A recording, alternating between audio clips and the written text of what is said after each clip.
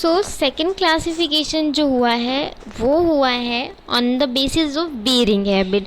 Fruits की जो bearing habits रहती है उस बेसिस पे जो क्लासिफिकेशन है वो किस तरह से है उसको हम देखते हैं यहाँ पर। तो on the basis of bearing habit जो फ्रूट्स हैं they are classify into the 6 categories. ठीक है, इससे पहले जो था on the basis of climatic requirement जो है या क्लाइमेटिक कंडीशंस के according they are categorise 3 groups, or now on the basis of bearing habits trees are classified into the 6th category to facilitate cultural operation जैसे कि pruning, skipping, heading back etc. तो fruit bird जो हैं they bore terminally and giving rise to inflorescence without leaf। तो पहला जो है वो है ऐसे फ्रूट बर्ड्स जो कि क्या टर्मिनली, ठीक, वो जो है टर्मिनली ब्रोर होते हैं and giving rise to inflorescence without leaf, बिना लीफ का उनका जो इन्फ्लोरेसेंस है उस तरह का इन्फ्लोरेसेंस उनमें होता है जैसे कि मैंगो एंड चेरी में।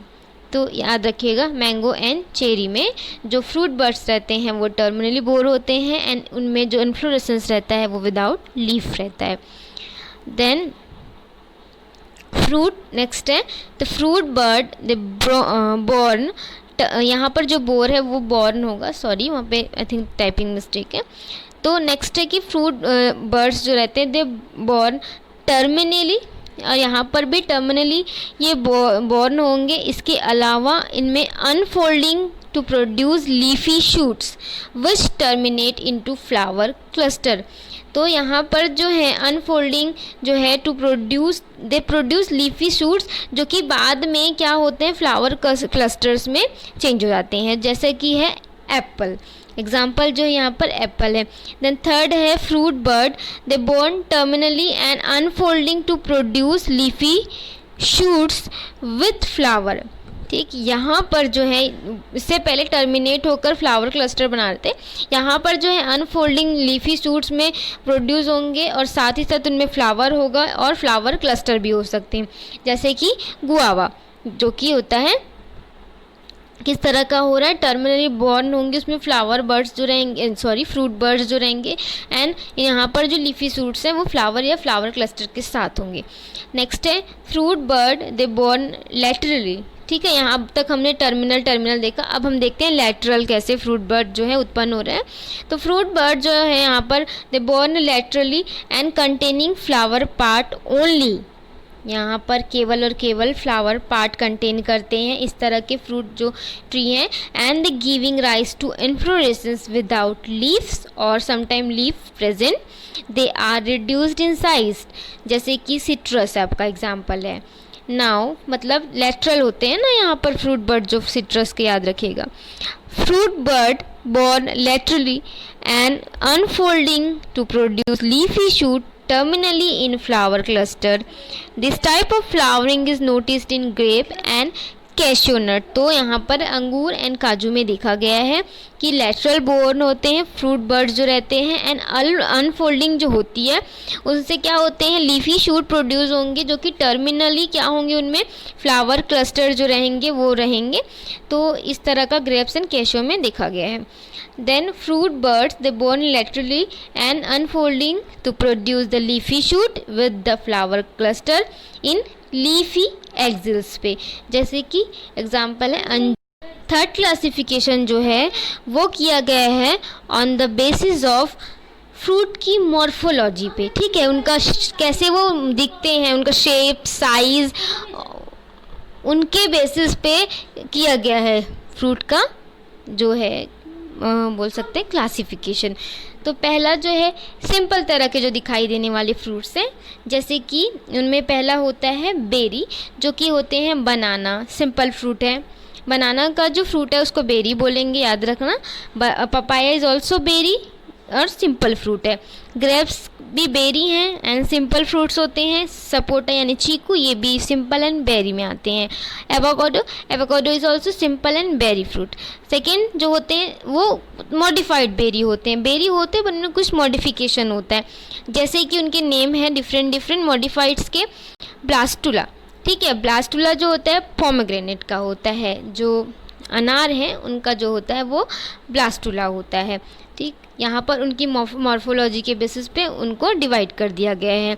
इसके अलावा वुड एप्पल एंड जो बेल होते हैं जो कि रुटेसी फैमिली में आते हैं, उनमें क्या होता है, एम्फीसेरका होता है। एम्फीसेरका ये है वुड एप्पल एंड बेल में। एंड देन वाटरमेलन में उनका डिवाइडेशन, इनको क्या कहा जाता है, पेपो कहा जाता है। इसके अलावा जो एप्पल, पियर, लॉकेट हैं, इसको पोम कहा जाता है इनके फ्रूट्स को। मैंगो का, पियर का एंड प्लम, ये जो है स्टोन या ड्रूप कहलाते हैं।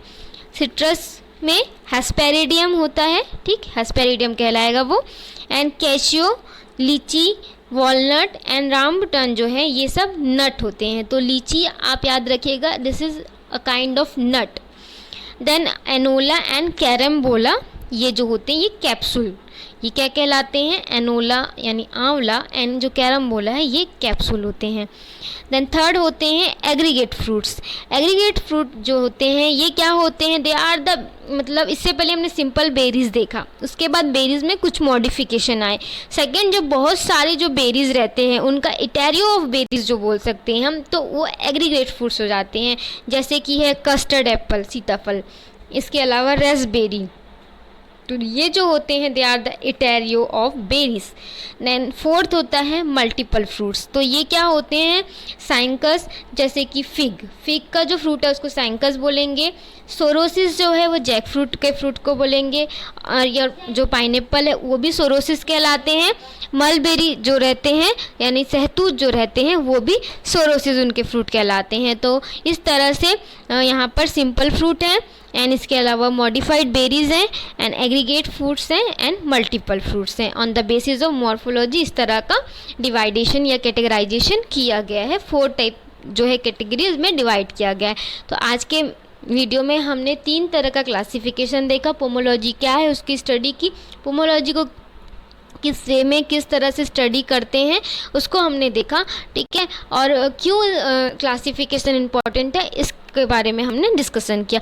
और भी बेसिस है क्लासिफिकेशन के, उसको हम नेक्स्ट वीडियो में पूरा कवर कर लेंगे, ठीक है। तो आज हमने 3 तरह का देखा। फर्स्ट जो क्लासिफिकेशन है क्लाइमेटिक रिक्वायरमेंट के अकॉर्डिंग है। सेकेंड क्लासिफिकेशन जो था वो उनकी ब्रीडिंग हैबिट्स के बेसिस पे था फ्रूट्स के। एंड थर्ड क्लासिफिकेशन जो था वो है मॉर्फोलॉजी के बेसिस पे। तो इनमें आपको एग्जाम्पल मस्ट ही एकदम याद रखने हैं। अगर आप एग्जाम्पल याद रखेंगे तो आप उसके जो कैरेक्टर हैं वो खुद भी आइडेंटिफाई कर सकते हैं, ठीक है। तो आज के वीडियो में मैं इतना ही डिस्कस करूँगी, नहीं तो वीडियो बहुत लंबा बन जाएगा। तो नेक्स्ट वीडियो में ये जो टॉपिक है ये पूरा कंप्लीट हो जाएगा, एंड ऐसे ही हॉर्टिकल्चर के जो भी सीरीज़ है सो ऑन कंटिन्यू रहेंगे। तो thank you for watching this.